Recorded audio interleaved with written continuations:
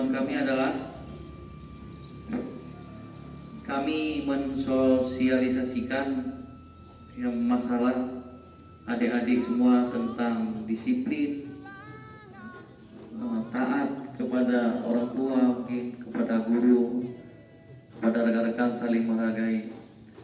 Ugal-ugalan lagi di jalan, kena pro, ditangkap tuh bukan dilepas, ditilang nanti. Banyak kendaraan yang telah kami tangkap di polsek, terutama masalah balap liar, knalpot blong. Boleh nggak pakai knalpot blong? Boleh? Enggak kan?